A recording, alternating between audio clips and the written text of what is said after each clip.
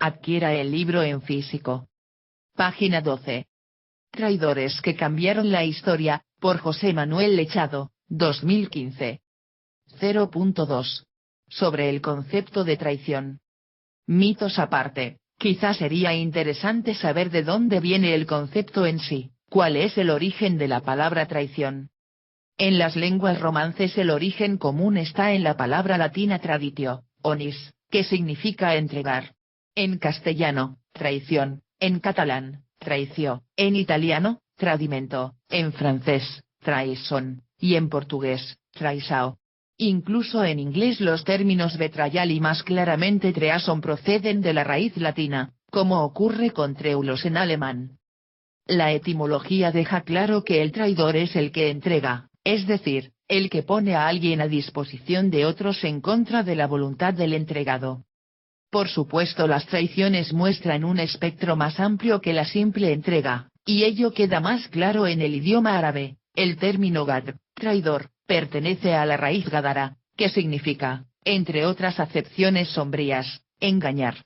Sin duda el traidor engaña a aquel al que defrauda, pero hace algo más, y esto queda bastante patente en esta raíz árabe que también encierra el significado general de abandonar. A veces la etimología es más emotiva. Otra palabra árabe, de hecho, más usada, para designar al traidor, es jain, de la raíz jana.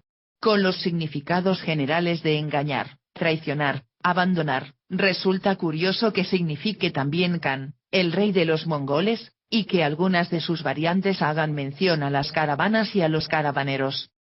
En chino al traidor se le llama panni, término que guarda relación con la idea general de rebelión. El traidor, o pantú, sería el rebelde o amotinado. Es decir, para la cultura tradicional china, con siglos de gobiernos absolutistas a sus espaldas, la traición es, ante todo, la que se comete contra el Estado. La raíz de estos términos, pan, implica la idea de división, de cortar algo en dos mitades. En nuestro idioma, y en todos aquellos que tienen como base el latín, la palabra traición guarda una curiosa relación con tradición, lo que también ocurre en ruso. Las palabras predatelstvo, traición, y predatel, traidor, guardan relación etimológica con la palabra predaine, tradición. Sin duda es una simple casualidad. Como vimos en las primeras páginas de esta introducción, no cabe duda de que, hasta cierto punto, la traición es una tradición de nuestra cultura. No se relaciona, sin embargo, con traer, pese a que el traidor trae sin duda problemas.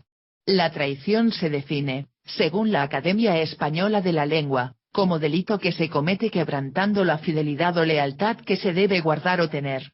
Definición casi correcta si quitamos lo de delito, cosa que hacen la mayoría de las enciclopedias, violación de la lealtad y fidelidad debidas. Quizás sea excesivo incluso lo del debidas, porque si muchas traiciones, quizá la mayoría, no llegan a la categoría de delito por mucho que nos duelan, a menudo tampoco está claro que nadie nos deba esa lealtad. La asociación humana es esencialmente voluntaria y se basa en gran medida en el hoy por ti, mañana por mí, cuando no en puros afectos. No hay débito forzado, por lo que la traición, más allá de juramentos y normas, constituye en la mayor parte de los casos un puro fraude a la confianza prestada. El concepto de traición resulta así tan difícil de definir como otras categorías relacionadas. Igual que en tiempos antiguos la piratería era para unos delito y para otros honrado comercio, la traición no encuentra una delimitación clara, al menos en el terreno político, ese campo de las grandes traiciones históricas que aquí nos interesa, el que para unos es traidor, para otros es héroe o patriota. O, como ocurre con el terrorismo moderno, el concepto puede convertirse en un arma arrojadiza. Si Osama Bin Laden y George W. Bush se acusaban mutuamente de terroristas sin necesidad de definir con claridad qué es lo que entendían como terrorismo, a lo largo de la historia el concepto de traición se ha empleado con generosidad por bandos contendientes para acusarse unos a otros. Por ejemplo, durante la Revolución Inglesa, el rey Carlos y el súbdito Cromwell se tildaban mutuamente de traidores. Solo el devenir de los acontecimientos, que a Carlos le deparó el patíbulo, dejó claro para la historia quién era el héroe y quién el traidor. Es significativo que, al menos en español, solo existan sinónimos parciales de traición, pero ninguna otra palabra que se corresponda exactamente con la extensión general del término. Así, pueden usarse voces como infidelidad y deslealtad, quizá las más próximas, y ya con cierto carácter metafórico, otras como emboscada y asechanza o incluso felonía, insidia o prevaricación. No obstante, ninguna encaja del todo, y en general solo presentan un aspecto parcial de la traición. Del mismo modo no parece haber un antónimo claro.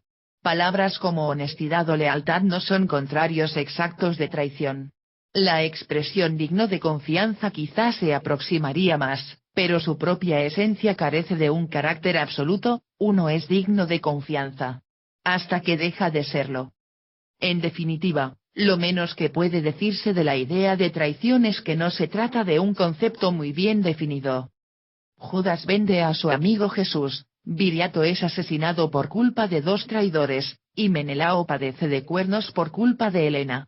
Todas son traiciones, pero la ejecución y consecuencias son diferentes, una detención, un homicidio, una infidelidad conyugal. Todas ellas, eso sí, influyen en la historia, a veces de forma intensa.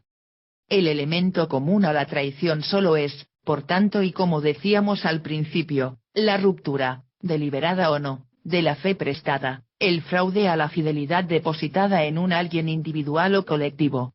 No se trata necesariamente de un delito ni tampoco de defraudar una lealtad debida, como insisten las definiciones académicas. Judas no debía fidelidad legal a Jesús, del mismo modo que el amor de Helena, como cualquier afecto, no se basa en normas. Ni siquiera cuando aparentemente hay una obligación resulta sencillo establecer una normativa. Un pueblo debe fidelidad a sus gobernantes, pero al mismo tiempo está legitimado para alzarse contra la injusticia o la tiranía de estos. Al soldado se le supone el valor, pero nada más humano que acobardarse ante la sangrienta locura de la guerra. Rebeldes y desertores son considerados traidores y, sin embargo, qué fácil resulta identificarse con sus planteamientos frente a la barbarie de los militares. La traición, en última instancia, puede ser una suma de sentimientos e intereses de interpretación ambigua. En el caso célebre de Bellido Dolfos, este asesina al rey Sancho por interés personal, pero también por un vago sentido patriótico. Y así, aunque el romance le llame gran traidor, su magnicidio permitió la unión de los reinos de Castilla, León y Galicia, a la postre germen de la unidad de España. Los resultados de la traición son a menudo paradójicos. TV escribe. Por abuso de confianza, nadie es puesto en prisión. Al defraudar o traicionar, se puede caer en el hurto, el robo, el desfalco monetario. Si una mujer le pone el cuerno a su esposo, traiciona a la confianza, la de ella, no la del esposo. Por tanto, una infidelidad, no es un tan grave, como lo es un desfalco monetario. A partir del 2011, en México dejó de ser un delito la infidelidad matrimonial, pero tiene consecuencias para ser motivo de divorcio. El problema se agudiza, cuando por efecto de una traición, se desbordan las pasiones, se pierde la cordura y serenidad y hay riesgo del derramamiento de sangre. Vea el caso de Madero y Huerta. Madero, muy ingenuo y confiado, permitió que Huerta actuara de manera artera, al grado de que el hermano de Madero, Gustavo, fuese quebrado por Huerta, y al final Madero, el presidente, de igual manera cayó bajo la espada del traidor Huerta. Eso está escrito en la historia. Uno podría vivir sereno, sabiendo que en cualquier momento será objeto de traición. Pero, mientras la vida no esté comprometida, las cosas no son tan graves. La traición viene pues, de un amigo, un amor, un socio, de alguien cercano a quien se le permite entrar al círculo de poder íntimo. Algo que puedo decir, es que detrás de todo rico, imperio o gobierno, hay una turba de traidores. Página 15.